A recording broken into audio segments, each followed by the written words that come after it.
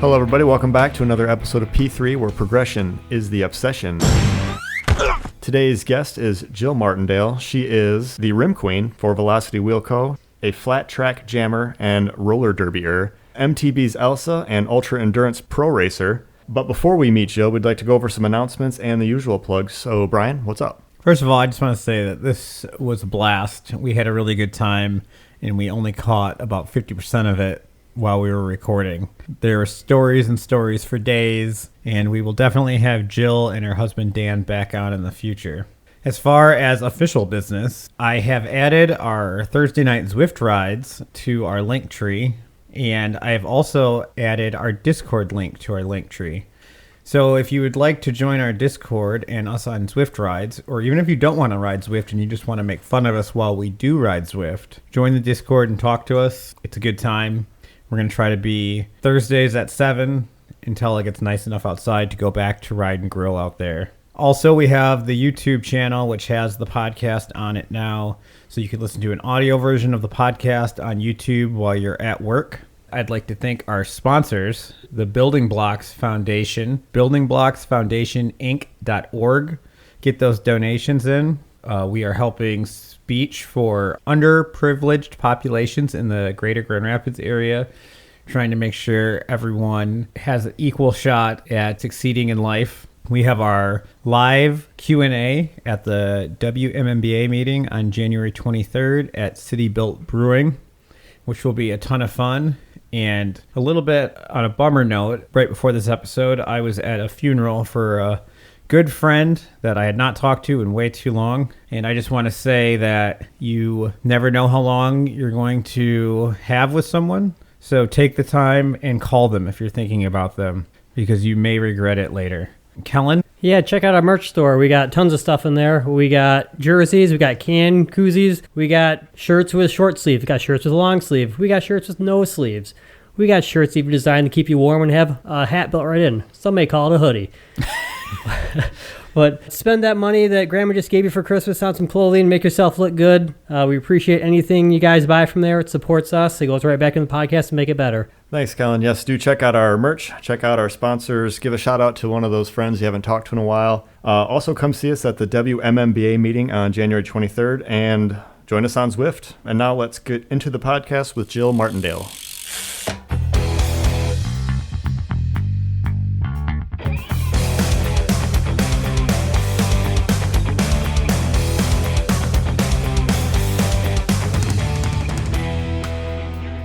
It was when they did that Baja trip, a couple of us got like a box of Christmas candies and stuff that we wanted to send down to them, but we didn't, like, we had to guesstimate where they were going to be and how to find like an address that we could send something to that they were going to pass and find, because they had no idea that we were sending like all this crazy stuff.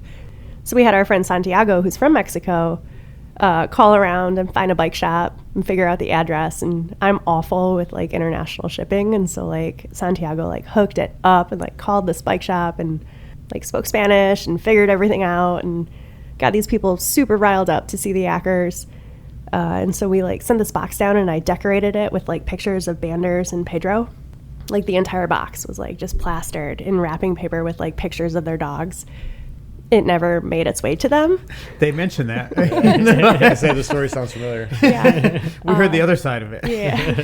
That they were abandoned by all their friends. They didn't send them anything. And Acker was like, we need chain loops so bad. But months later, it found its way back to Michigan. And so like we sat around their table like eating these ridiculous old like stale Christmas candies like in the summertime. Some candy's better stale. Yeah. To be fair, if that was one of you guys doing that, I would have sent you like a box of saltine crackers or something, like super dry. Just like, man. Whistle me a song. Yeah. So today we are joined by local mountain bike legend Jill Martindale, who's done a bunch of really cool stuff all over the place. Funny thing is, that's not where I know her from. I met you before biking was cool. It's true. And your husband. I stayed at his house like 2003. Up in Marquette? Or? Yeah. Oh, wow. Crescent Street. I still like go by it and like, oh, we stayed in that basement. It was like a straight up dungeon down there. Oh, yeah. Fort Panic North. Yeah. is I think what they called it. Yeah, we stayed up there. Red Bull's first professional slopestyle event was at Marquette Mountain, and we stayed at Dan's house in his basement for the event, and then it ended up getting rained out. But it ended up being like one of the coolest weekends ever. Like, I'm not sure if he would remember all of it or not, because I think he was drunker than I was. But like, we hung out in the bar with Wade Simmons and like Richie Schley and like Thomas Vanderham, and went like riding with all those guys everywhere. And it was a super wild weekend. Cam McCall was just a kid. Kyle Strait, the Red Bull Rampage multiple time winner, we snuck him into the bar when he was like 50. He was drinking pitchers of Long Island iced teas. Jeez. That bar is no longer in Marquette. It has not been there since like 2 years after that, and I'm guessing it was for serving minors. I love hearing stories like this because, like, I hear a couple of stories from Dan about his time when he, like, rode a ton and, like, rode every day. But now I know the older Dan, who's 47, he's a little bit calmer and tamer now. These, like, rip-roaring party stories I live for. So thank you. I cannot wait to ask him about this when I get home later. Yeah, we were on the Alger team together back in the day. Pre-full suspension bikes being a thing almost. He was like on the cover of North Marquette Trails map. There was a picture of Dan on this like trails map. Oh, wow. I don't know. Like, he showed that to me a couple months before Margie this year. And I was just like, who are you? How old's the map? I think it was 2008. Okay, that's fairly old then. Yeah. I say I have when I did the Order Shore in Marquette, you just get handed pamphlets, all sorts of stuff. And I want to say there was a North Trails map in there too with a guy on it. I wonder if it was the same person. I still have the map. I actually just went through all that stuff probably a couple weeks ago. Oh, fun. So, nostalgia. Yeah. No, it's super cool to see. Like, he lived in Portland for a little while, and so there's this 2007 bike guide to Portland, and like there's pictures of Dan shredding mountain bike trails like in that too. And I'm just like, you are like with 600 millimeter wide handlebars. Yeah. Wow. I don't know. He did the Margie 50 this year and finished it and like had a great time riding and like got to ride with one of my favorite riding buddies ever, Chelsea Strait. So she is a 45 North teammate of mine. She works at Otto and Wolftooth. She had a baby in March and did the Margie 50. And so Dan caught up to her. He didn't know race starts, that everybody is going to like try to go for the whole shot and then everybody maybe can't ride. Yeah. After they get into the whole shot. So he like started way far back and then was just passing a ton of people in South Trails, confused that people weren't able to ride some of the trails in South Trails because he has cut his teeth up there. So he was passing a ton of people and then caught up to Chelsea. And I think that was like a really big ego boost for him. Like, holy cow, I caught up to Chelsea, who I've done Unbound with Chelsea before and Polar Roll Ultra and the Crusher EX with her. And so Dan caught up to her, and I think it just like gave him a lot of confidence, and they wound up sticking together the whole 50 miler and like finished together. And then I was out there on the 200 at first, like riding on like that positivity, right? Like my two favorite people are riding together, and like I couldn't believe it. I was so happy. And then like hours and hours later, like in Jackson Mine Park, as I'm like just so tired, I was like really sad and crabby about it. I was like, I just want to be done and celebrating with them. And they were like at the bar eating pizza. And I was just like, what am I doing out here? You were at Taco Bell. Wasting time at Taco Bell. Rewind. You said 200? Yeah. Yeah, she did with Jenny. Yeah. Mm-hmm. I thought the Margie only went up to 100. Every 5 years, the Margie does out and back. So it's a 200 mile. And so Jenny and I and Alexandra Houchin were like the first 3 women that signed up for the 200 mile the first year. And none of us finished it. And so this year there were, I think, either 6 or 7 women that did it. So it was me and Jenny, and then Alexandra actually, she ran the 100 mile, which is awesome, with her partner Johnny and some family members. So Jenny and I started out riding the 200 mile together, and we were together for the first 100 miles. And then we took a dirt nap, and we watched the 100 milers take off, and we cheered for Matt. And he looked at us like confused, like, why are you still here in Forestville? Because we basically like... How long were you there? About an hour and a half. Oh, so we were... Just long enough for your legs to really seize up. Well... I'm used to dirt naps from a lot of the endurance stuff that I've done. Like I'm used to laying down for 30 minutes, 15 minutes, an hour and a half. I'm used to doing that and then getting up, and my body is tricked. But Jenny doesn't have as much experience in going until you can't go anymore and then sleeping for 30 minutes, then getting back up and pretending like everything's okay. So we started riding with some of the 100-milers, but I think what happened is we waited too long. And so we kind of got in with some friends that were doing the 100-mile, but they were kind of still already kind of slowing, like maybe 20 miles into their race, and we needed to go at a quicker pace. But Jenny was dressed up as a checkpoint. I'm not surprised. Of course she was.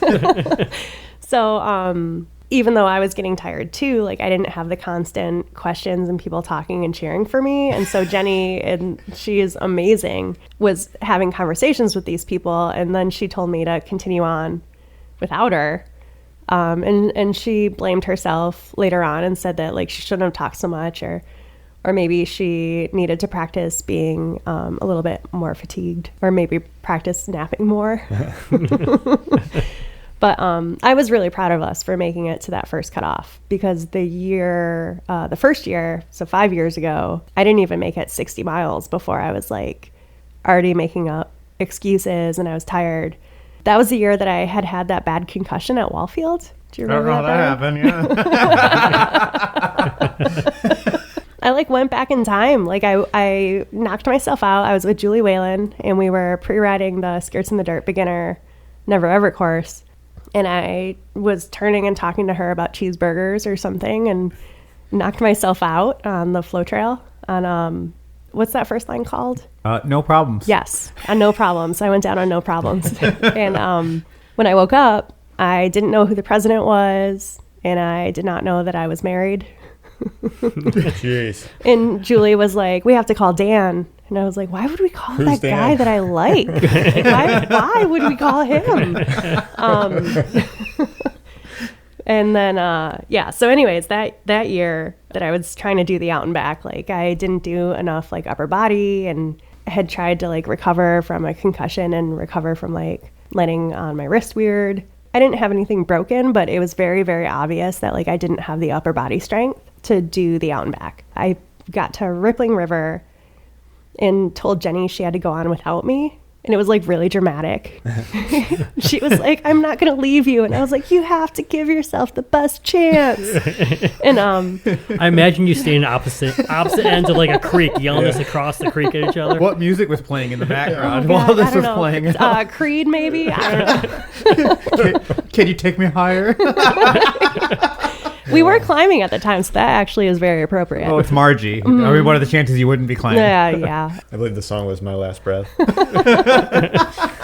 So this year, when we were kind of starting to ride a little bit differently, different paces after Forestville, Jenny was like, go on without me. And I was like, no, you go faster.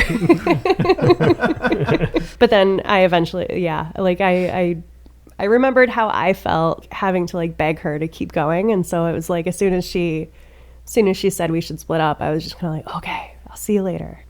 Peace. But it was like a lot less fun once I left Jenny. I bet. That was going to be my question is, I assume you finished the 200 miler. Yep. So how long did you go without Jenny then? Like how long did it take you to finish it? Maybe I left her at maybe like 9 a.m. And then I finished 6 or 6:30 in the morning. Oh, geez. That's a long So time. it's- Yeah. How many hours total was that on? It took me, I think the time cutoff was 48 hours, and it took me just shy of 47. The only nap was with Jenny. With just one nap in there? Yeah. My question earlier was going to be, so you could lay down right now with Stan under the table, just fall asleep for like 30 minutes and then be back at the podcast as good as new? I probably could now. Yeah. It has taken like a lot of training because I have FOMO so much. And so like, as a kid or even like as a college kid living in like a house with roommates, if anybody was awake, I had to be awake too. Like I did not want to miss out on any fun. Can't sleep in the car. Same. Yep. Yeah. I feel that. I'm always like anytime we're hanging out with people at like a bonfire or something, I'm the last one up. And I'm the first one up in the morning. Oh yeah. Like same. do stuff. Like I will close the party down. I'll close the bar down. Like I will help you clean up. Yeah, for no reason, really. Like, I'm just there doing it. Like, I wouldn't say I was cleaning, but I was around. Yeah. I might have moved some stuff out of the way. But yeah, I don't know if it's when I did a route in 2020, just like being on the trail for 22 days. Like, I got really good at sleeping when I needed to sleep. That would do it. That was really big for everyone. Yeah. Like, you were everyone's entertainment for like a month. It meant so much to get home and to like see everybody who had like changed their profile pictures to that really cute like image that Jenny made, or like every couple of days when I would get a little bit of internet, just like being bombarded with like so many people tagging. Like, it really did mean a lot. There were a couple of times where we thought the race was going to get canceled. And I just kept thinking about like how excited everybody back home was. And I was like, there's no way. Like, I have to keep going. I did not want to disappoint anybody. And also like there were some like really hard parts on the trail that I just did not want to repeat again. But it's really funny because like with the Margie out and back, like that kind of broke me a little bit in the same way that Iditarod did. Like, there was a point where I wasn't having fun anymore. I didn't want to be out there anymore. At Jackson Mine Park the last time, I thought I was going to quit. And I had called Dan and my friend Danya, and I was like, I'm done. I can't even eat this grilled cheese sandwich. I'm in a stranger's sleeping bag. It was just like really sad, and didn't want to be out there anymore. And had given up. And then I heard Matt Acker's voice. He had actually come to get Jenny's drop bag. And as soon as I recognized that it was him, like, I kind of like crawled out of my sleeping bag. Just like a really sad, pathetic person, like was just so excited to see him. And he looked at me and he's like, what are you doing here? Like, you just crawled out of a hole somewhere. Like, I was planning on catching you guys in a little bit. No, it was just like really great to have just a friendly face and somebody who had gone through kind of like the hard parts. Because I mean, the 100 mile is no feat either, right? And the 50 miles is really hard. Like, the 50 miles is like the hardest 50 mile of the entire course. And so like to have somebody there who kind of knew what I was going through, and then every excuse I had, he like had a rebuttal for, was just basic common sense. Like, my brain was just in this weird like broken part. So I was like, my bike's broken. He's like, it's fine. It wasn't broken. It was just like me being tired, so my arms felt like noodles. But like it felt like my front wheel had a wobble in it. It was just tired arms. And then I was like, my light isn't charged enough to ride through another night. And he was like, here's some spare lights. And then even though I had like somebody's sleeping bag, which is warm, I like was really set on wanting my emergency bivvy, which was not as warm as the sleeping bag, but like I wanted my bivvy. And Acker was like, it's in my van. Like, oh no. Yeah. It was like, Matt. Nice try. Next Yeah. excuse. So Dan and Danya showed up to pick me up because I had told them I was done. I was like, I don't need any pep talks. I've decided. And like, they know that I have done so many things. So they were just kind of like, Jill says she's done. She's done. But they hadn't seen me broken in that sense before. And so they didn't know to fight me on it. They thought my mind was already made up. But Acker knew. Well, as a significant other, Yeah. there's a fine line. You really gotta Yeah. know when to push and when not to push. Like, because I feel like sometimes, especially with Courtney, that my push is going to be the one that makes her quit. And whereas, like, if you were to say something to her, she respects your opinion on that. Like, I'm just being an ass. You're being a supportive friend, even though we could say verbatim the same words. Yeah, I can Yeah. second that one. I think Matt and Dan did actually say a lot of the same words, but like, yeah, no, Dan, I had written him off. Like, you don't know, man. But, Stop pushing me. But Matt said some stuff, and I was like, oh, you're right. I'm ridiculous. And then he what did he say? Oh, he was like, Jenny's having a hard time right now too. And then that made me feel like a jerk because like Jenny wanted to finish it so badly. And then here I was, and I had the opportunity to get out of Jackson Mine Park before the cutoff. And she's like one of my favorite riding buddies and one of my best pals. And so for him to say that she was like so torn up about not being able to finish it, I was just kind of like, I can't quit. What is she going to think about me if I quit? So it's just kind of like, gotta go. And then I anger rode like the last 20 miles. I've never ridden it so fast before as like at the end of the Margie out and back. Because I was like mad that I had to get back out there. So I just rode it as fast as I could. Like I rode some really cool stuff that like I've always walked. It's like riding when you know you have to poop. You just go so much faster. Like, gotta go. Can't say that's ever happened to me. You don't ride far enough. Well, so you did this out and back crazy 200 miler before you did the Iditarod? Yes. The first out and back in 2019 was September, and then Iditarod was in February in 2020. Oh, so not that much time between the two. Mm-mm. Wow. Can you explain the Iditarod? I don't really know much about it aside from it being a 22-mile race. 22 miles. 22 day. Oh, yeah, 22 day. Sorry. No, I meant to say that. 22-day race in Alaska. So Iditarod Trail Invitational has the 350-mile distance, which is from outside of Anchorage to McGrath. And then the 1,000-mile distance continues past McGrath to Nome. So it's a historic sled dog trail, Balto and Togo, and it's roughly about 1,000 miles. But there's no GBX, and the course changes a little bit every year. So basically, in Alaska, there's like this whole, I don't even know, it's like this whole community is built around the Iditarod Trail because it's not just a course for people to race on, but it's actually like the snowmobile trail that connects these native villages together. And so every other year, the Iditarod takes either the northern or the southern route.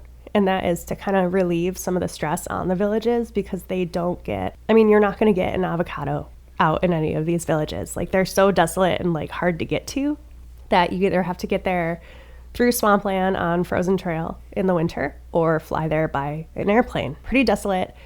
So the year that I did it, we did the northern route. So past McGrath, we got to McGrath, like all the racers that are either finishing there or continuing onwards to Nome. And we had to wait for the trail breakers to come through because like it had snowed so much. There's no trail. So we had to wait for like 3 days. So you say trail breakers, I assume those are like sled dogs? Like snow machines. Okay. So they break the trail up and then they send the sled dogs. So it's like this weird timeline. So the Iron Dog snow machine race goes first. And then Iditarod Trail Invitational, which is people on foot, ski, or bike. So we take off. And then a week after us, the historic sled dog race takes off. So by the time we made it to Cripple, which is about, 100 or so miles beyond McGrath, the first the fastest sled dog teams were catching up to us. And then when we were in Elam, which is 250 or 300 miles away from Nome, from the finish, when we were in Elam, we were finally with like the 11 last teams. So the last teams like finished just before the bikers the year that I did it, which is crazy. Hundreds of miles were like leapfrogging with these like sled dog teams, which is really fun. Yeah. You're running the exact same course that the sled dogs do then. Mm-hmm. Yep. Man. And you did go from Anchorage to Nome? Mm-hmm. Wow. Yeah. So I only know of Nome from the movie The Fourth Kind. Have you ever seen it? Oh, that's like the spooky alien kind of, right? So in the movie, it takes place in Nome, Alaska, and I think as like a disclaimer and as the movie's beginning, they say, it's only accessible by plane. Mm-hmm. So when Brian was saying we were going to have you on as a guest, he said, she did the Iditarod, which goes from Anchorage to Nome. I'm like, isn't that place only accessible by plane? He's like, yeah. Or bike. Well, I'm like, then how'd she get there? So in the snow, basically, you have to do it in the snow because it sounds like if you were to do it when it's warm, it'd be too muddy. You'd need a kayak or something. There's like a lot of like marshes, swampland, kind of like low-lying. It's like if you travel to the UP a lot, over by like Tequamanon. The Seney stretch area. area. The Seney stretch area. Like it's swampy, it's low-lying, it can flood easily. So like during the summer, there's not a lot of really great ways to like traverse through it. But during the winter, there's snowpack, and then everything freezes. So you're able to get through that way. And this race is in the winter, right? Mm-hmm. Okay. So I imagine the whole thing being snow. Oh, yeah. Okay. Mm-hmm. So how do you sleep? You take a snow nap. It's Alaska in the winter. Like. So there's there's so many options. No, There's so a like, tree. yeah, I have slept in a tree hole before, which I know that they say you're not supposed to sleep in. That's where bears go. No, because like you don't want like when the snow builds up around a tree trunk. okay. They're hard to get out. Yeah, they're hard to get out, or like they could cave and suffocate you. But it was like during a storm, and so it was like so windy and so blowy that was like the best way to get away from the wind. So I slept in that with my friend Jamie. And then in the morning when we woke up, we split a peanut butter and jelly sandwich that I had been like sitting on all night. That's So it didn't break your teeth. Yeah, my body heat kept it warm. I sucked on a sandwich. Or you can like sleep in your. I had taken on -40-degree bag and my bivy and like a Tyvek tarp, and so like you can sleep just on the side of the trail in your bivy. Or Is that warm? I was still a little bit cold. It was like -65 that night. So like I learned on the Dirty Chain podcast that you wear bags on your feet because Yep. you can't take your boots off Yeah. because they'll freeze and you can't put them back on. yeah. Your It was boots like- freeze. Like garbage bags or like Ziploc bags? That's I just had like a Oven like a, bags, right? Like Yeah. turkey type bags. Yeah, Oh, like well, so I do a vapor barrier on the inside of my boot, which keeps me from sweating into it, but it's not 100%. And so then, because I have like spikes on the bottom of my boots to like help me with some ice, and so you don't want to tear your sleeping bag with that. So I would like put my feet inside of a garbage bag, and then crawl inside of my sleeping bag. carry a bag full of corks, just sticking in all the little prongs so you don't tear your bag up. It's my favorite thing about winter ultras and like the winter like crew that goes to these like events is that everybody's got these makeshift ridiculous outfits or like hacks that they've created, and it's you see people wearing these like homemade vapor barriers or like homemade pogies or homemade face coverings, and they are awesome. Like they look ridiculous, but I mean a lot of them work. So everybody just kind of figures out their own system. Did you have which is cool. Did you have colder weather in Alaska for the Iditarod or any of the times that you've done the Arrowhead 135? It was colder, longer in the Arrowhead 135. So Iditarod, like, it would be like -65, I think was the absolute coldest that it got, but it was just for a couple of hours. And then it was like negative something else, and then the sun comes out. And when I did Iditarod, I slept in the daylight because it would be warmer than like sleeping at night. And then I would just move to keep warm, like through the darkness. Versus with Arrowhead, it was just like consistently like -30 one year. And that sucked. Like the stuff that it does to your bike, like your bottom bracket can seize up, like any of the grease just freezes. So Dan has concocted like, I don't even know what he does, but he's concocted this like grease that is better for colder temps. So that's cool. Or like Evan Simula up in Marquette, like I know he's got like a couple different tricks up his sleeve to help your bike work in like the colder temps. So yeah. That's crazy. Axis isn't working. Well, I guess that's the other thing you got to worry about is, I mean, you're gone for 22 days. Like what in that time stretch is like the relief, if any? Like, is there, when you did the Iditarod, is there like, on day 15, we had the sun come out and it got to be 45 degrees outside, and yeah, we built a fire and I fell asleep for 3 hours. That was probably the best pick me up I could have had or something.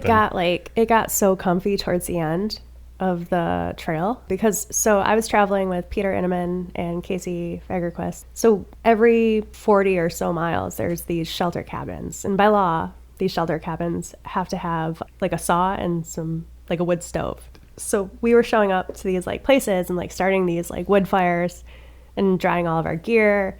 And then like it was way too hot to sleep in my -40-degree bag in these shelter cabins because it was so roasty toasty. And so it was like a mix of sleeping outside, but also sleeping in these like bed and breakfasts where they would have like, because at the time it was like a lot of the journalists from like the sled dog race and then us. And then they have like people who pay to like follow the race. So like we're sharing like a floor with 20 other people at this bed and breakfast. Sorry. Yeah. I gotta go pee. Sorry. Too much water. Or there's these shelter cabins that we were getting to, which were just very basic rustic cabins with like maybe like a platform to put your sleeping pad on.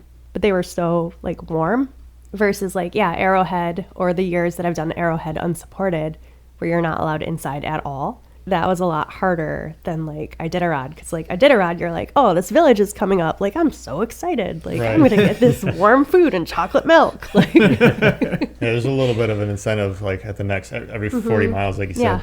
So okay, so in the Iditarod, you weren't just outside for almost a month. Not all the time. Yeah, no, there were like I have some really funny like videos of like riding these tricycles around like a gymnasium at a school. I've seen that. Yeah. It was a little different towards the end of the ride because COVID was happening. The pandemic was so like everything's shutting down. And so like we weren't allowed inside of the schools that we thought we were going to be allowed inside of. Even in Nome, Alaska? In Nome, yeah. And so like in Nome we stayed at a bed and breakfast. But like nobody was allowed to come and cheer us on or like You'd see think us. they wouldn't give a F about that. They're like, No. only people come here by plane and they ain't bringing COVID. I mean, like the history of the trail though too is a different sort of pandemic, right? Like, Oh, I mean, yeah, right. So they're so far away from doctors and medicine and all that good stuff. So I think everybody takes it like a lot more seriously up there. Yeah, that's a good which point. in turn made me take it a lot more seriously too. Like once I got home, because I like had seen like the fear, and so like I brought a lot of that back home, and so I was I was like super worried during the pandemic when I got back. I had lived with it for so long. So speaking of safety in that, I mean, I'm assuming you can't just bring a cell phone. They have cell service there. Did they make you take like a satellite phone or something in case you have an emergency, or I just had- every so often does some type of medical come by? Not really. Like you have a spot tracker, and so like you can press an SOS button, Okay, but it's expensive to do that. yeah. So only use it if you really Yeah. need to. And I got like a little burner phone, so like within like a mile of every local village, they have their own cell phone service up there, and so like I had this burner phone that I could like Okay, Very so you bare at least minimum. could use some cell service. So yeah, there's- and Casey had like a satellite phone, and then Peter had a better spot tracker than the rental one that I had. Your text to Courtney while you were doing the Iditarod about dreaming you were at home riding mountain bikes and learning how to do drops and jumps is like one of her favorite moments in the last like 20 years. Like that eclipses anything I've ever done for her. Aw. I told her I would somehow work that in. So. I do still really want Courtney to teach me how to do drops and stuff like that. Like I focus so much on my riding on like the power of like just pedaling through something, but like I want more technical skills, and she is the one to teach me. You know, she'll be happy to hear that you still want to. Mm-hmm. She hasn't been able to ride in the last year, so Yeah. hopefully this coming year she'll be out there crushing it again, building that confidence back up. Heck yeah. and going on trips and all that again. I will start small with her. So, one more question. You said the Arrowhead 135. How is that? You said that was colder and longer than the Iditarod. Is that because you weren't allowed inside for however long it took you to do that race? I think that, and then also so like so Iditarod it would fluctuate, right? Like it would be one day in the negatives, and then some days it would be like 35 and raining. So it was all over the place, and like all day long the temp just fluctuated. Arrowhead 135 is such a consistent cold. Like you start the race at negative 30 and it doesn't warm up. So then like 135 miles later, like it's still negative 30. And so how long did it take you to do that race? That one was roughly about, I think, the most recent unsupported Arrowhead, not last year when I raced it supported, but the year before that, I think it was maybe 27 hours, Okay. 25 to 27. What was your course record for the supported one that you got? 16 hours and 40 minutes. In 22 seconds. Was it? Yeah, you did your homework. I just made that up. I have no idea. So where is Arrowhead? I'm not familiar with where that is. Arrowhead is, they call it Icebox of the nation. So it's International Falls, Minnesota. It's like okay. the most northern part of Minnesota, right next to the Canadian border. Okay, I know Minnesota gets cold. That's impressive. Don't you race to like a casino or something? Yeah, no, it's super fun. You start in International Falls at this like sports center, and Ken, who puts on the race, he lights off all these fireworks, and then he says, "Release the hounds," and that's like the race start.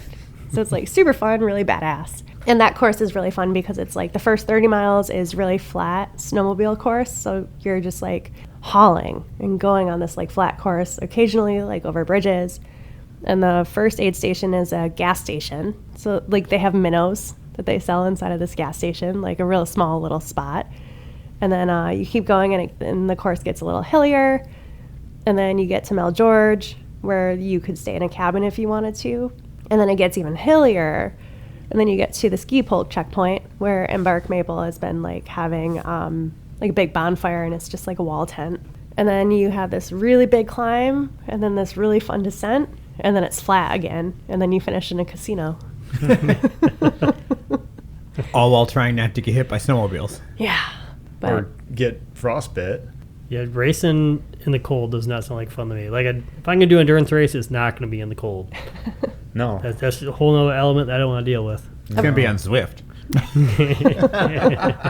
I did not ride a single mile on Zwift in 2024. Well, that's the opposite for me.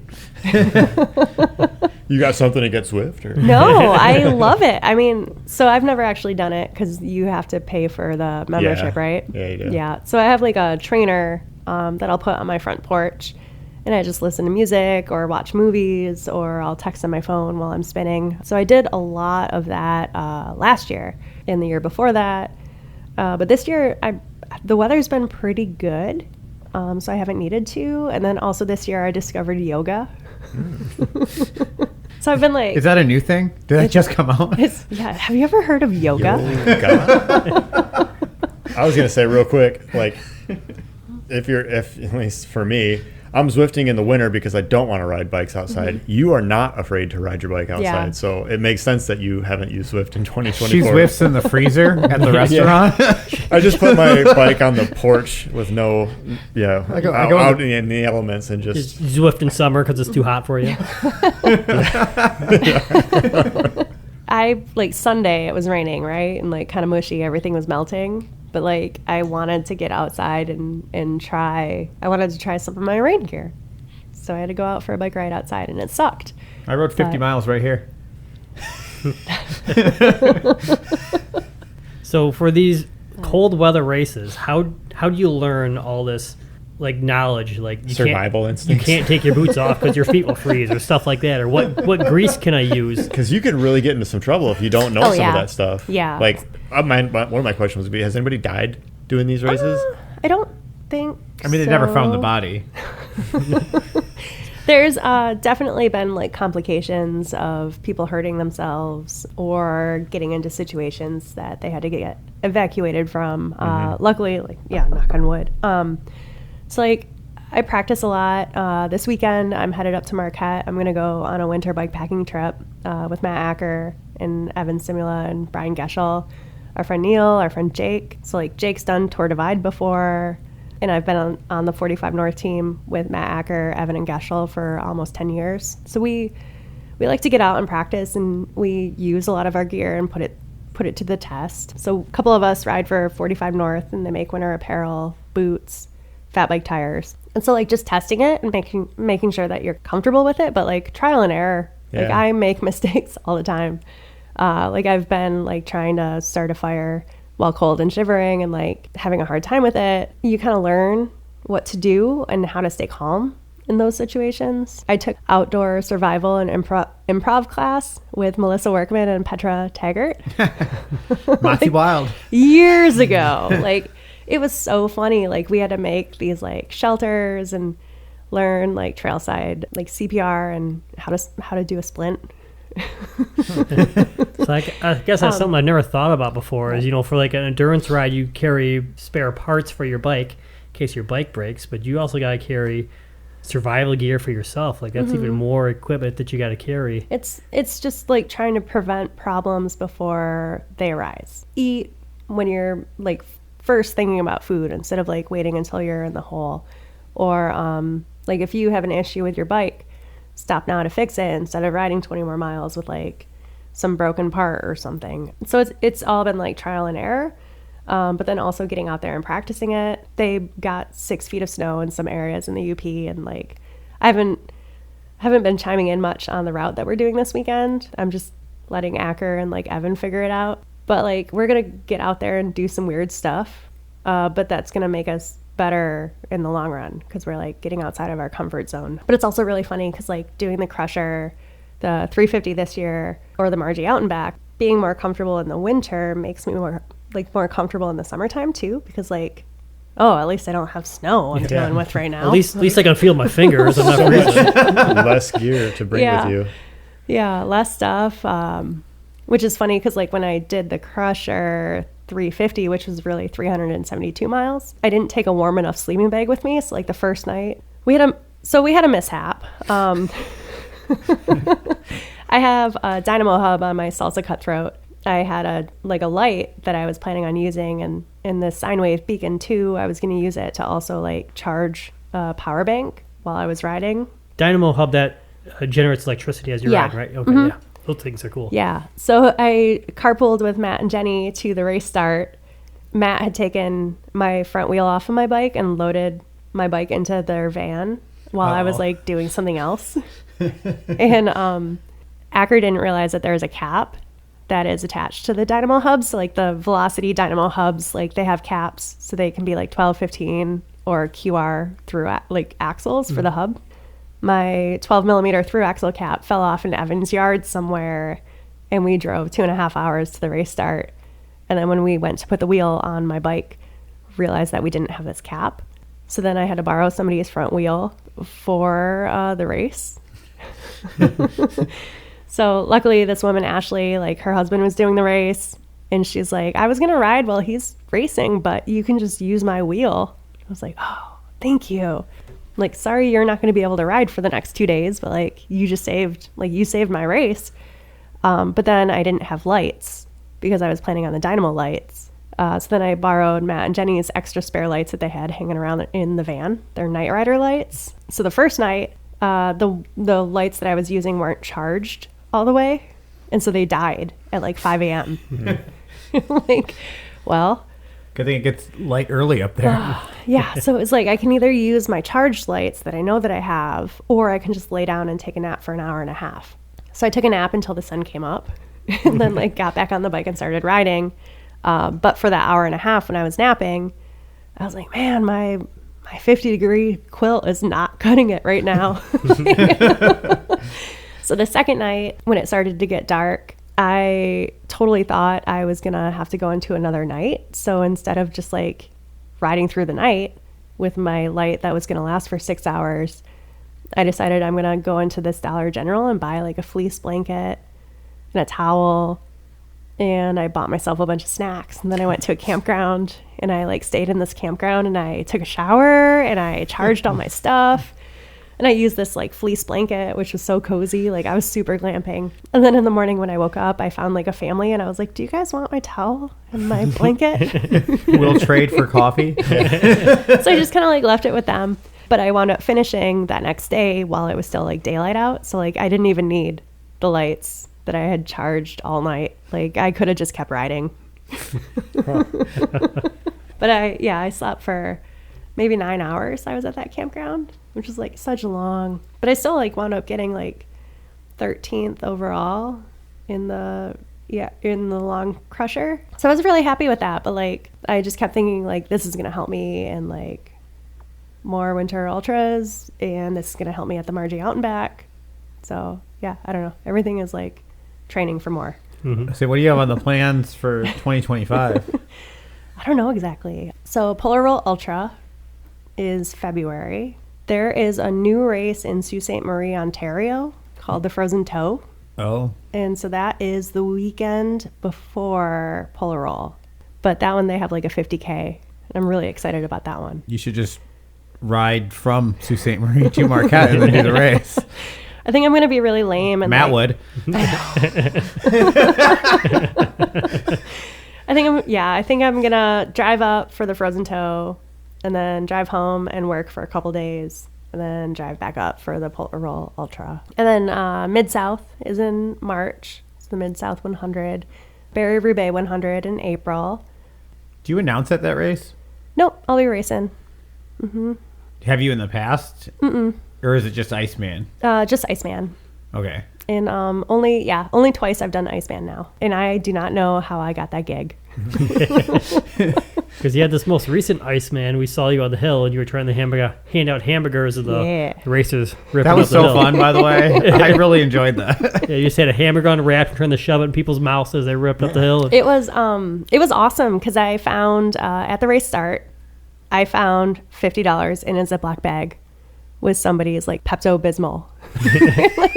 They're gonna be really bummed when they have $50 and gotta poop. So I kept announcing. I was like, I found somebody's Pepto. If you lost your Pepto, come and get it. Like I wasn't gonna say I also found $50. Yeah, it'll cost you $50. But then after Jenny came out to come and see the pros, I was gonna ride with her back to Timber Ridge, and we were like, let's be heroes. Like, people love food. Like, let's spend this $50 on cheeseburgers. But then McDonald's was like, if you guys are going to spend $50 on cheeseburgers, it's going to take us maybe 25 minutes to make them all. We were like, well, we'll take as many cheeseburgers as you can make right now. You have 5 minutes. See how many you could make. You should have went Taco Bell and got border boxes and shoved them in people's faces. So I think that's a tradition now. It's like, yeah, after the pros take off, you got to go get cheeseburgers and go to Wood Chip Hill. Yeah, that was funny. Some of the people, they would just get a big old bite out of your hand. And That's awesome. Some people looked at you like they hated you. get this food out of my mouth. No, people loved it. I wish like there would have been a fly on the wall, like as Jenny and I were talking about, like we're going to be heroes. Yeah. I mean, at the time, that's a great idea. I'm so glad. Like there was another podcast that Jenny was listening to. I forget which one, but they mentioned the cheeseburger hand-ups and that too. And I was like, yes. One of the funniest things I remember is one guy took a good bite out of one, and you had the rest of it in your hand. Like, what do I do with one bite cheeseburger? Like, turn around, give him the other side. Nobody knew. Yeah, nobody knew. Yeah, that was good. Sharon is Karen. They only took one bite and threw it away because I suggested maybe next to your sliders. Oh yeah, that would work too. Yeah. Or did you toss them? Catch. Or nuggets. So we did have some chicken nuggets too, but those went really fast. Because you could eat them in one bite. Oh yeah, like they were annihilated by time like before we even walked to that spot where we were. Got there, they were gone. People were just like, they saw the bags and they were like, "You got chicken nuggies?" You get one of them like huge long subs, that way you can like dangle it like a fishing hole or a fishing rod over the pack. Here, take a bite. That was so there was one year I broke my collarbone just before the Margie 100, 3 years ago, I think. Not on our trail this time. No, it was at Yankee. Pretty sure the words Dan said just before I crashed were, "Jill, stop being so spicy." And I was like, I got to see what this bike can handle. And then it handled me right into a broken collarbone. Oh. That year I went up to Margie and I brought, like I had gotten a 30 pack of Twisted Iced Tea. And then Like those? Oh yeah. And I got like one of those really long party subs from Meijer, like the 10 foot, 7 foot, however long those are. And I was just like driving around with a broken collarbone, asking people if they wanted to get twisted, like offering them a party sub. That was like a super fun Margie. That sounds fun. It was a hoot. This is a biking podcast. Yes. And you're a legendary biker. What was your roller derby name? And can you explain in layman's term how the hell roller derby works? Because I really want to know this. All right, so Grand Raggedy Roller Derby is the local team that's here in Grand Rapids, and I owe all of my bike Grit? all of my bike grit and accolades to roller derby because I tore my ACL skating, and I would have never started racing if I hadn't have done that. So like after I tore my ACL, the doctor was like, "You should get into biking to strengthen your leg." Is that before or after you worked at the bike shop? That was after. Like you worked at the bike shop but didn't bike? I worked at the bike shop and I rode my bike around Lake Superior and Lake Michigan and Lake Ontario unsupported. And then I tore my ACL playing roller derby. So that was you not biking, just riding around the Great Lakes. That was me not biking. Okay, just clearing that up. Go on. Yeah. So when the doctor was like, you should ride more, it'll strengthen your leg, I was like, I already ride so much. You should ice your knee at the same time. So do the Iditarod. So I started bike racing to kind of like, feed that like competitive edge, and then fell in love with bike racing. And I went back to like prove that I could go back to roller derby, and like made it back and started skating in some bouts, but kept racing. So anyways, roller derby is awesome. And there's a local league, and you should go and see them if you can. So you've got 2 jammers, are the skaters with stars on their helmets. And then you've got the blockers. And the blockers stop the other team's jammer from passing you while helping your jammer get through. And then as a jammer, for every person on the other team that I lap, so I was a jammer, for every skater that you pass on the other team, you get a point. And so each jam is 2 minutes long. The jammer gets to call off the jam if they're the lead jammer. So the first jammer out of the pack is the lead jammer. And so like I can keep like passing the other skaters and racking up the points. But if I see the other team jammer like get out and she's about to score points, I'm going to call off the jam. Right? Because like... So you can just call like strategic, right? timeout right before they're supposed to score pretty much? Yeah. Only if you're the leader, though, right? Only if you're the leader, Okay. yeah. So if you're not the lead jammer, you just have to like fight like hell and try to get as many points as you can before the other team's jammer like calls it off. Sometimes the lead jammer will get like a penalty. It's like you're not allowed to like elbow somebody in the face. You're going to go to the penalty box if you do that. Is that rule really enforced? It is. Ish. It's like they take safety into like, I mean, like when I tore my ACL, it was at one of our practices. It wasn't even like, it was one of my own teammates who took me out. It was Killer Wit. Not to drop any names. Yeah, not to name call her. No, she's amazing, but also like so much taller and bigger than me, and like I just bounced right off of her, and like it just snapped instantly. So there's 2 blockers, 2 jammers, so 4 people altogether? Want to ask that again? Yeah. Closer to the microphone. They heard me. I'll roast it. So there's 1 jammer per team, and then 5 blockers per team.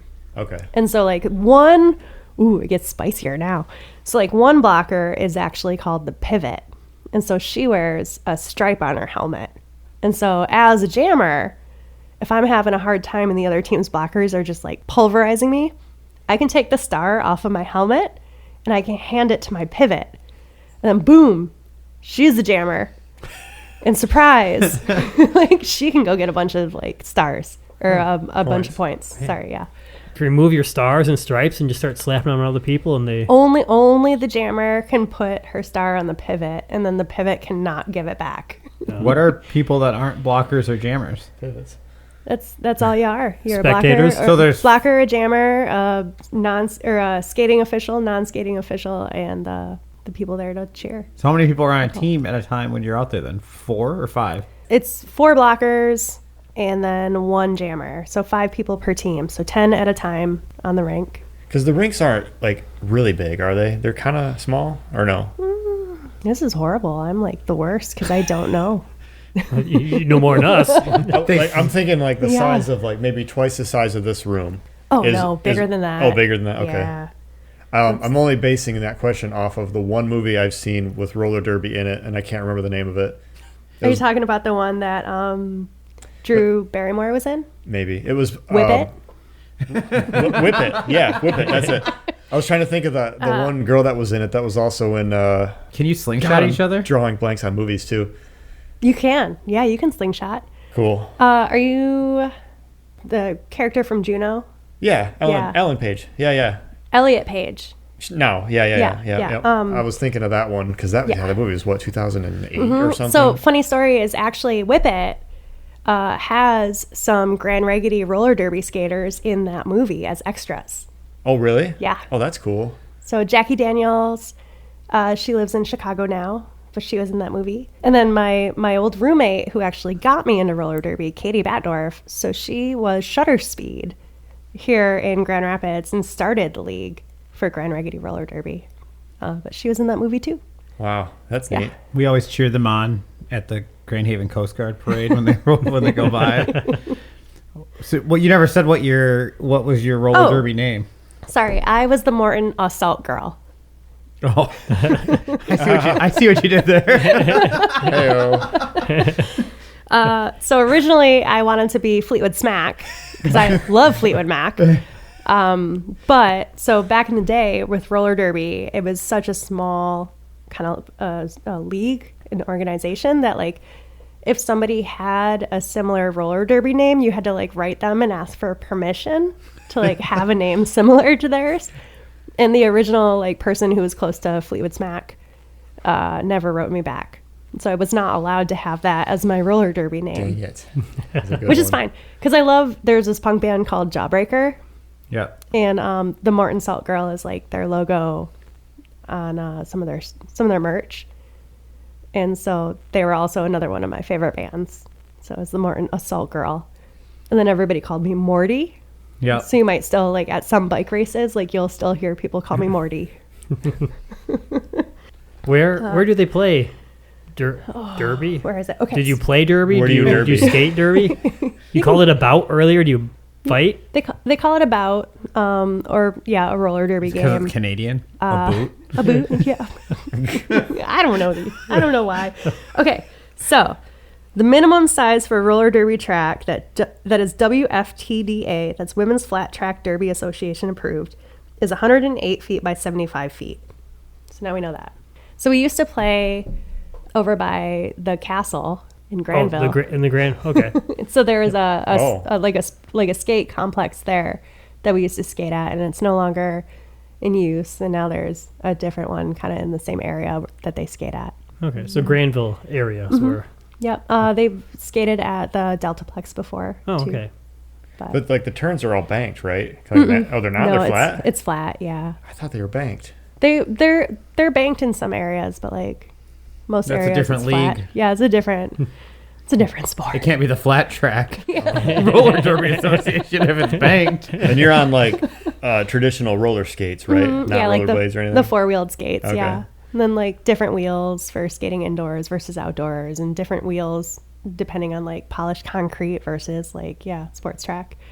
This is like a huge trip down memory lane. Like, Man, I didn't know there was a bunch of different wheels. Well, we don't know anything about roller derby, so Well, I've heard you on a whole bunch of podcasts, and everyone kind of Yeah. asks you about the Iditarod Yeah. and the Arrowhead and stuff, but you do so much other cool things, and I know you're proud of your roller derby and Grand Valley band stuff. Because that might be actually where I first met you, was with Val yeah. Fullerton back in the day. yeah, At like old band parties. the GVSU party stuff. Yeah, But yeah, we go way back. heck yeah. But I know one of the other cool things I wanted to make sure I got in here was you guys starting the Skirts in the Dirt race, which Kellen, were you ever at one? I was not at the infamous one, but I was there, and I actually showed up 2 years ago. Just me and my boy hiding in the woods with a chainsaw and a bike frame, just scaring people as they came around a corner. Yeah, Like not running down with a chainsaw, but just revving it and just making noise and cheering them on. we definitely got into a thing where we had a reputation to uphold until we crossed the line one year. We dialed it up to 11 on accident, brought it back for one more year, then realized that we could never relive our glory days and had to retire as a Skirt in the Dirt challenge. But you and Julie Whalen are the original. Was it just the two of you, or was there a third involved? So the first year ever, myself and Julie Whalen, Sarah Jarman, and Denise Peterson. So the four of us kind of got the ball rolling. Danielle Musto had a lot to do with it. I mean, Courtney helped a lot too. That was the first year? Yeah, the Was very that first year was the first year at Cannonsburg. Yeah. Okay. Yeah. So I mean, that race has evolved so much. It was the 11th year this past 2024. For those listening that don't live around here and have no idea what we're talking about. So Skirts in the Dirt is a beginner-friendly mountain bike race for women, trans, and femme racers. Yeah, very, very fun celebration of women on bikes. Wallfield is where the course is held now. Used to be at Cannonsburg Ski Hill, which was a ton of fun. And, like, they have some really amazing resources there. And, like, the indoor bathrooms that they had were, like... huge. We used to rent so many porta potties there too, and the trail is awesome.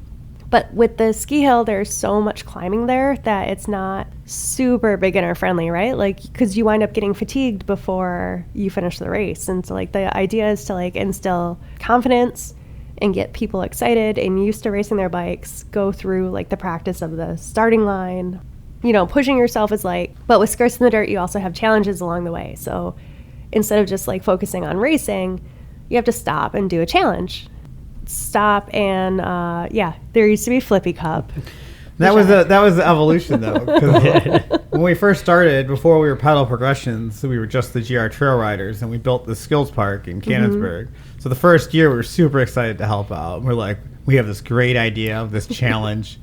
It's going to involve skills. We're going to put water balloons down on the ground, and we're going to make people miss the water balloons with their wheels or only hit them with their back wheel. Yeah, ride around with a front tire and hit with a rear tire. We got so much pushback that this was such an unobtainable thing in the middle of a race that it didn't go great. People got mad, and like we had a ton of fun that year. We had like a burger scepter, That was, the Cannon's burger that was scepter, fun. and got the car. When we heard how fun the other stations were, and we're like, well, shoot, this was a failure. I mean, there have been some other challenges out there too. Like one year there was like eating the cracker and then trying to whistle, but it was at the top of a climb and people hated it. Well, yeah. Me and Kyle just talked about this before he sat down. Like, I can't whistle. He's trying to teach his kid to whistle. I'm like, I can't whistle. Yeah, it was bad. But yeah, so it's evolved. I mean, we've got the Grand Rapids Pitbull Alliance host a challenge. You had to one year get inside of a sleeping bag and then crawl through hoops. So that was really funny. The Velocity Challenge this past year, we went back to rim toss, which is That was always a good one. Yeah, it's always fun because you get to use the product that you make and just like throw it around and hit these cones or try to get the danger dollars. But it's just a really fun community event. And like announcing at Iceman 2 years ago, there were 6 women who were lined up in the pros who Skirts in the Dirt was the first mountain bike race they've ever done. Oh, that's awesome. It was really cool.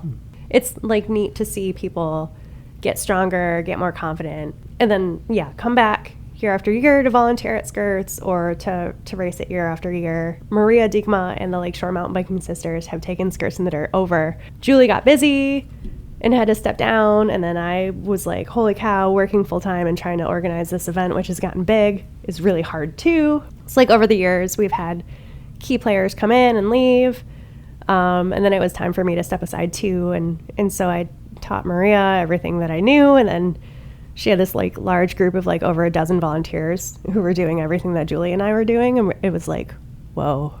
We should have delegated more. You guys are organized. Yeah, we totally should have delegated more. Like we were stressed out for no reason. Like this group of people who like they're doing an amazing job with it. So it's like really cool to see them take over. My picture supporting you for Iditarod was me shirtless in a bow tie talking to you at Skirts of the Dirt.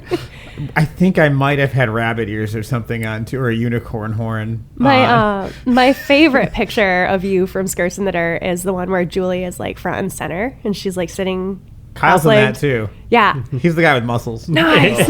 Oh, that's the one. Okay. Yeah. Yeah, she's like sitting on the ground and like surrounded by the GR Trail Riders, all shirtless and like your little jean shorts. It was like excellent. I think I know. I like that picture. It made the salsa front page. It looks like an album cover. So like, I don't know. I always equate it with like Slipknot's Iowa album cover. It kind of looks like the same. Like, That was the year that we crossed the line, because like just in perspective, they rode through the flow trails where Jill knocked herself out that we learned earlier that we built. Yeah, it's okay. No hard feelings. It's in this like well, you don't remember them if you do. Yeah, it's fine. It's in this like old cornfield that's been repurposed to prairie grass, and the grass is like really tall in there. And we drove our trucks out there.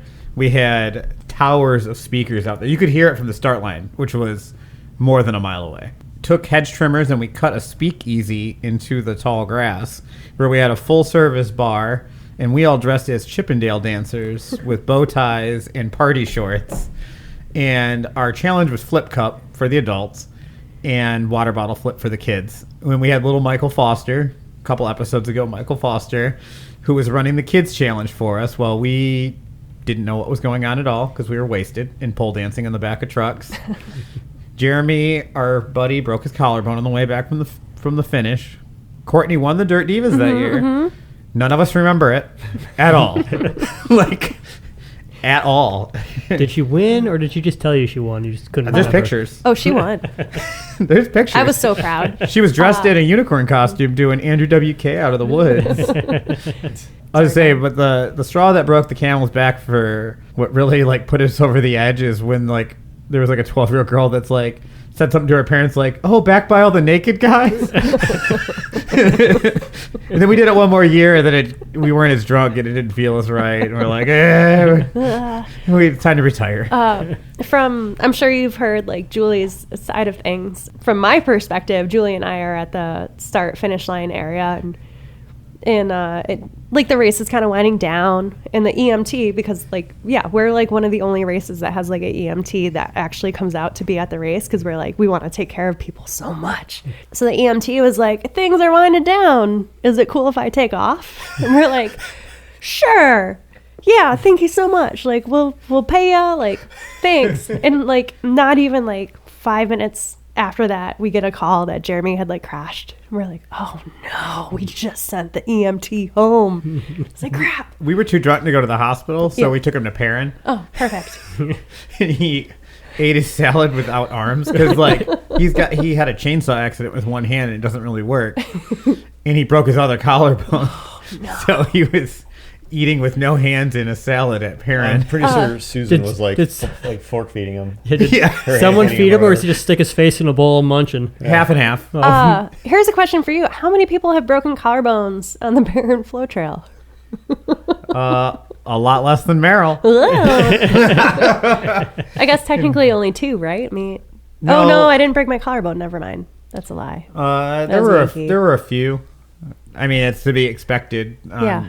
A jump trail. I mean, people think like the skills area is like in flux right now because of injuries, but we've realistically only had like 4 or 5 actual injuries out there over the years. That's just the chance that they could is the insurance problem.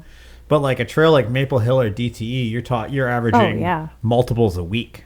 And that's like the thing though, is like mountain biking is inherently dangerous. Like by hopping on the mountain bike, like you should know, like it's just a matter of time, right? Like paying your dues. My worst injuries every year at Luton, which is our easiest trail around here, and it's usually because I'm not paying attention. Yeah, like it's like you said, you went over the bars talking about a cheeseburger, looking back. Yeah. Like we were like literally riding like a beginner course. Like we were trying to ride the easiest lines that we could, and I wasn't paying attention. Yes. That's me. The easy ones will get you when you're not. Oh, paying for attention. sure. Yeah. I dislocated my wrist on just a random single track on our way to Bentonville before we got there. Like we stopped in Missouri to just like spin the legs out one morning, and I looked back to see where everyone was, and I just rode off a bench cut. Similar to Kellen's video at Kohler.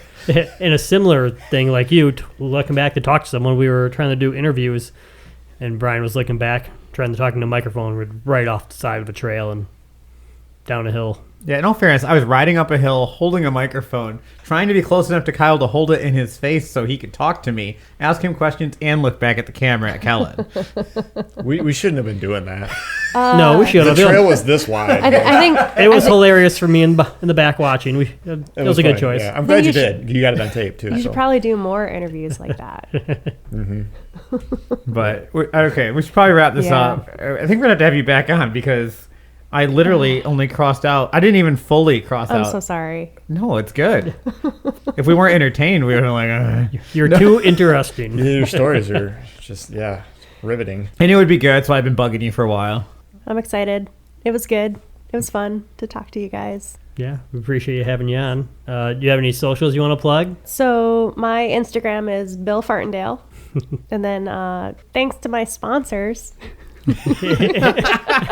Not gonna tell you who they are, but thanks. So I am so fortunate that I get to ride for Salsa Cycles, 45 North, Night Rider Lights, and then my employer Velocity USA. Yeah, I'm very, very fortunate. Oh, Jacoby's Butt Nuggets. I'll do a shout out to that. Jacoby hooks me up with a dozen of his eggs sometimes. Oh, He calls them butt nuggets. Yeah.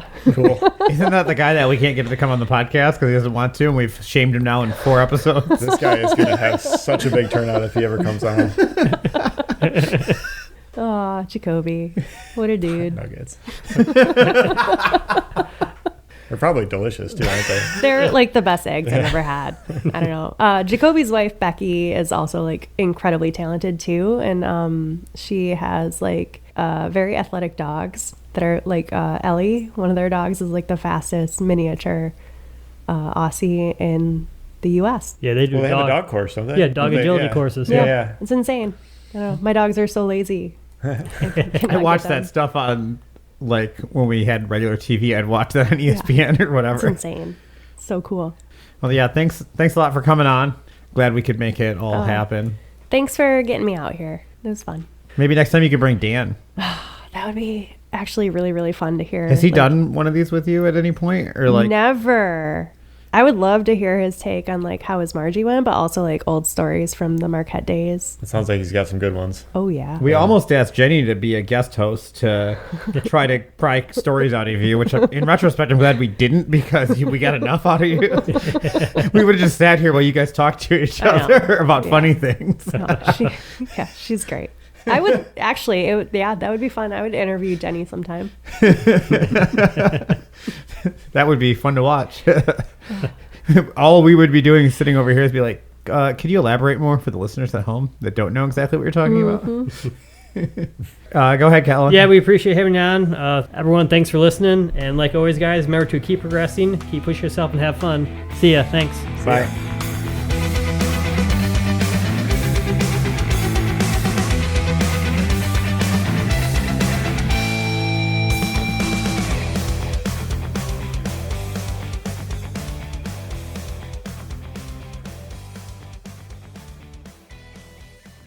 I'd eventually find dead mice. Like Katie would eventually, or Katie's our cat's name. Eventually, she would kill them. My dog's name is Steve, so. Yeah, she'd eventually kill them, but like she'd let him go. And she'd look at me as if to say, where'd it go? I'm like, it went into the bedroom, you dummy. Go get it. Like, I've had to corral a few of them. Dude, mice are fast. They're so fast. It's so brave that you let your cats outside. Yeah, I have to. It's Spooky he is an indoor. I don't know. He would wreak havoc on the neighborhood if we like let him outside. But I really like it because she poops outside in the summertime. is I don't have to excellent. clean a litter box once. that Would be yeah. better than the basement floor. Yeah. Yeah.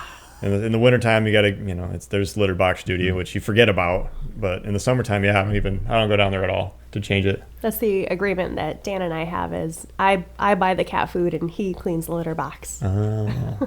You buy it going in, he buys it or takes care of it coming out. Yeah. Teamwork. Oh,